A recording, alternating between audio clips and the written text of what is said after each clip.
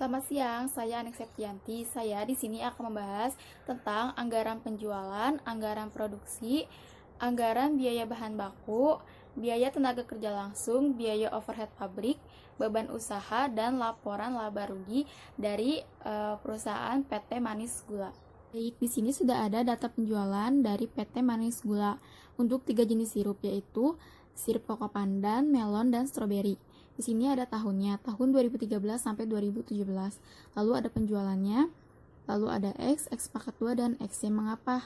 Karena kita menggunakan metode garis lurus. Karena ini angkanya ganjil, jadi X-nya di tengah-tengahnya kita tulis 0, ke atas negatif, ke bawah positif. Lalu di sini ada X2. X2 itu dari min 2 dikali min 2 hasilnya 4, lalu seterusnya sampai bawah.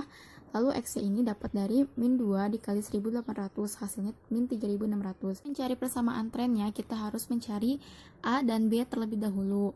Kita untuk mencari A itu 10.700 dibagi 5 itu dapat dari sini. Sigma penjualan atau sigma Y itu 10.700 dibagi 5. 5 itu dapat dari banyaknya tahun. Tahunnya banyaknya 5, jadi 10.700 dibagi 5. Yang B itu 1.800 dibagi 10. Itu terdapat dari sigma XY dibagi 10 dari sigma X kuadrat. Jadi hasilnya seperti ini. Lalu kita akan mencari persamaan tren. Y sama dengan 2140 ditambah 180X. Nah, X-nya ini kita belum tahu karena kita akan mencari tahun selanjutnya dari 2017. Maka di sini kita tulis 3. Lalu di sini 2140 ditambah 180 dikali 3. Jadi hasilnya di sini. 2140 ditambah 540 dapat dari 180 dikali 3. Hasilnya 2680. Daerah penjualan yaitu ada Jakarta dan Bogor. Perbandingannya 3 berbanding 2. Harga jual per botol dalam rupiah, koko pandan 540, melon 550, stroberi 560. Ada taksiran distribusi produk, koko pandan 40%, melon 35%, stroberi 25%. Perhitungannya, Jakarta 3/5 dikali 2680. Kenapa di sininya 5? Karena perbandingannya itu 3 berbanding 2, jadi 3 ditambah 2 sama dengan 5. Jakarta 3, Bogor 2.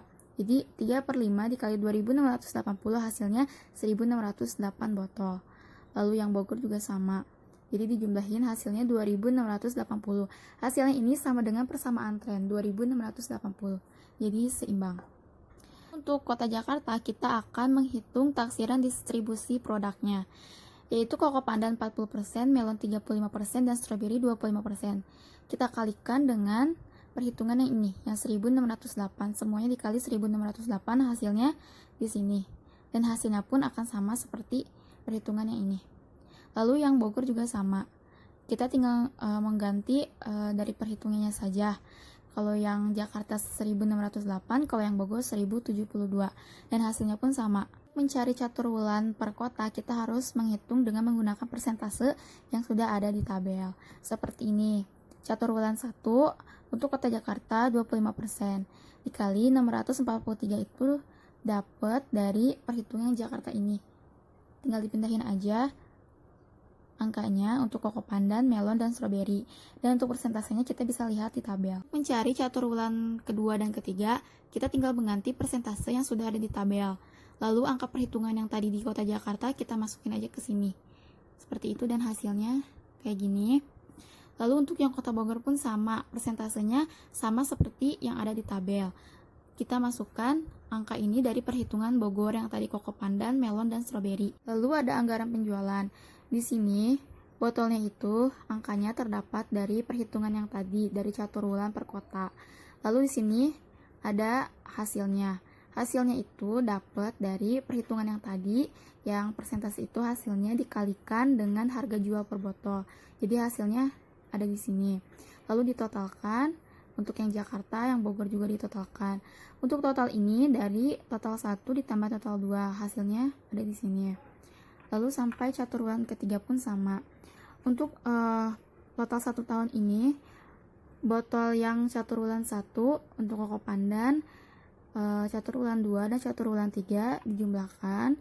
Yang melon dan stroberi pun sama untuk kota Jakarta dan Bogor. Dan untuk hasil Perhitungan ini pun sama. 86.000 ditambah 156.060 ditambah 104.220 hasilnya di sini. Dan ke bawahnya pun sama untuk Kota Jakarta dan Bogor. Lanjut anggaran produksi. Anggaran produksi ini penjualannya terdapat dari jenis sirup yang sama dijumlahkan dengan per catur bulannya. Jadi di Jakarta Koko Pandan itu 161 dan di Bogor 107. Ini tinggal ditambahin aja, lalu hasilnya ditulis di sini. Yang melon, strawberry pun sama untuk catur bulan kedua, untuk catur bulan ke-1, kedua, dan ketiga. Untuk persediaan barang akhir ini terdapat dari soal. Dan untuk siap jual ini dapat dari penjualan ditambah persediaan barang akhir.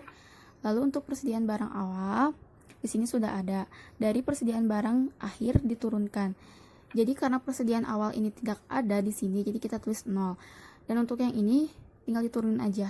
Dari yang pertama ini kita turunin ke yang kedua, lalu selanjutnya.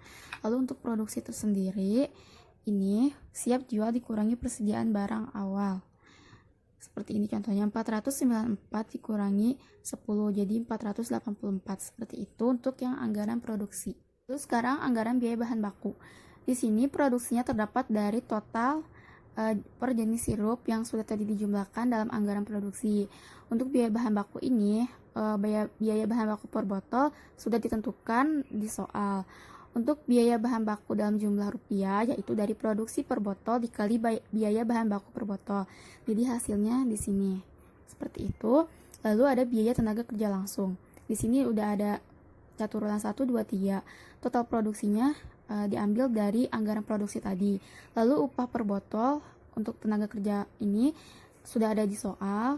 Lalu biaya tenaga kerja langsung ini hasilnya terdapat dari biaya tenaga kerja langsung ini dapat dari total produksi dikali upah per botol. Jadi hasilnya di sini. Untuk biaya overhead pabrik, bahan pembantu, tenaga kerja tidak langsung dan lainnya itu sudah ada di soal. Jadi di sini penyusutannya 1.200 dari catur ulang 1 sampai catur ulang 3. Di sini sudah ada perhitungannya. Penyusutan 1.200 dari penyusutan per catur ulang. Jadi dari bahan pembantu ditambahkan semua sampai lainnya dan hasilnya ada di sini. Lalu ada beban usaha, ada beban pemasaran dan beban administrasi. Di beban pemasaran penyusutannya tidak ada, jadi kita tulis lainnya aja, itu dapat dari soal. Lalu di beban administrasi itu penyusutannya 800 per catur bulannya. Lainnya itu ada 2.200 dan 2.200 juga itu terdapat dari soal. Lalu yang di sini sudah dijumlahkan. Yang di sini juga di beban administrasi dijumlahkan. Lalu total ini terdapat dari 2.500 dari jumlah beban pemasaran ditambah 3.000 terdapat dari beban administrasi. Jadi jumlah beban pemasaran ditambah beban administrasi. Sebelum mencari laporan laba rugi, kita harus mencari perhitungan harga pokok barang jadi per unit, yaitu ada biaya produksi dan anggaran produksi. Biaya produksi itu dapat dari biaya bahan baku ditambah BTKL ditambah BOP. Kalau dari anggaran produksi itu dari total produksi. Lalu dari untuk harga pokok itu dari biaya produksi dibagi anggaran produksi. Di sini ada perhitungan persamaan barang jadi akhir. Ada kuantitas, harga pokok barang jadi per unit, dan persediaan barang jadi akhir.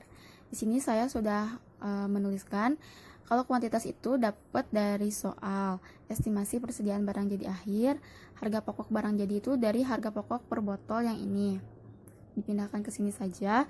Lalu persediaan barang jadi akhir itu dari kuantitas persediaan barang jadi akhir dikali harga pokok barang jadi per unit.